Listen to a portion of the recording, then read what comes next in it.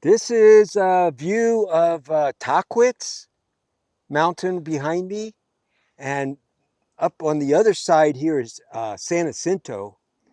So I'm basically on the side of San Jacinto Mountain, which is a bit over 10,000 feet. And from our valley, where we're all have our residence, this is the mountain you see.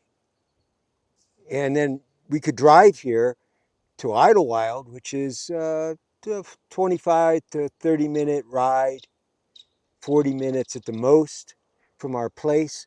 And that's at 5,000 feet. And then from there, you got the trailheads. First time I came up here, I was staying at one of the brothers' places, actually at Garce. I mentioned the place, a square mile of beautiful high desert near Joshua Tree. And it was time to start my spring cruise. I didn't have a pull. I had no idea where to go. I mean, normally I would just go north, and I did that for years. And I just didn't have a pull. And I was calling out, and Amen told me, just go up on the mountain, do a fast. So I got Garth drove me to a place called White. Oh, first I went. That's right. First I went to the tram, which comes out of Palm Springs. And the day I get there, it's closed for repairs. So now I'm kind of like, here I was trusting it's always open. And don't be trusting in anything like that. So it kind of spun me a little bit because I had a real clear picture. This is what I'm going to do. Now I'm not doing that. Of course, on the road in faith, that's a common experience. You get headed in a direction and it changes. And so then Garth took me to Whitewater. And I was thinking of climbing up a different mountain, San Gorgonio, which is on the other side of the pass that goes to Palm Springs. But the angels didn't give it. So I went back to Garth's place, and then a brother and sister there, they were needing to go to San Jacinto Valley from the desert, and they were willing to drop me off up in Idlewild, where I could walk up the mountain. Now, I'd never been to Idlewild before, and I hadn't been up on the mountain before. I'm barefoot in my whites, sleeping bag, tote sack. And so I land in Idlewild, find the trail, and it's all free up there. You are supposed to fill out forms letting it be known where you're going to camp. And so I went up all the way to the top, barefoot on this mountain. It's really not that hard. Once your feet are broken in, nah, a mountain like this is not hard. You are very conscious where you put your feet, which in one way, when you're climbing and around rocks and ways of getting hurt, it is helpful because you have to watch where you put your feet. But yeah, beautiful time up here and did it fast, made it all the way to the peak and spent a few days up here. I didn't have to carry much up because I knew I was going to do probably a 3-day fast. And on my way down, I was pulled off the trail, and I broke up a ramen noodle that I had. I was eating it cold. This was my break fast.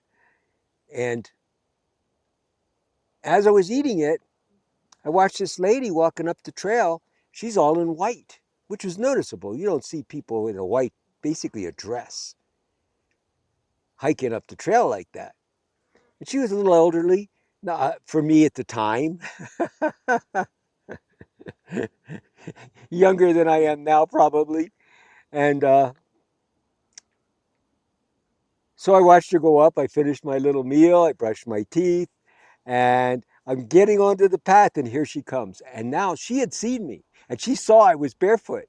She had her shoes in her hand. So here's this lady in white, barefoot, and we just meet. And instant connection.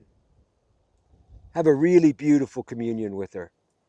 And as we're getting towards the bottom, she asked me if I needed anything. And I told her I could use a ride into town because it was another mile and a half to town. And as we're getting into her car, she says, There's somebody I'd really like you to meet. Oh, I forgot this part. As I was coming down, just before I met her, I heard Amen tell me, when you get down the hill, just hang out in Idlewild, the town. All your connections are there. And so here I had heard from the brother and sister who drove me up there about this man called Anonymous Star, A Star, and the brother and sister had stayed at his house with his wife and his kids.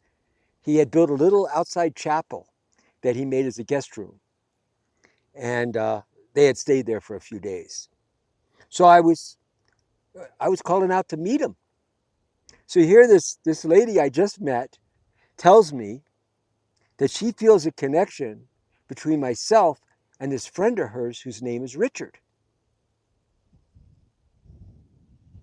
So she takes me to this school that she helps steward. It's for special children, advanced young children. And she's one of the stewards. She actually lives in Coachella Valley down near Palm Springs. But she's one of the people who takes care of this.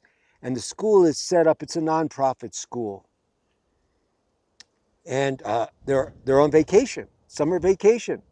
And she offers for me to stay there after she finds she cannot get in touch with this person she wanted me to meet. So she sets me up, even with a little bit of work. The whole place is for me. And she trusted me right away, which was beautiful. And she's going back down in the valley. And as she's leaving, she comes back 5 minutes later and she found Richard, who ended up being A Star, Anonymous Star, who I had called out to meet. And so Star and we connected right away, and he ended up inviting me home. Spent the whole summer dwelling with him and his family. Beautiful. Yeah, Star, beautiful connection to this day. We've walked through a lot of things together. And his wife also, Denise. And it was a big blessing to spend the time there. And, years later, we're still connected. Amen.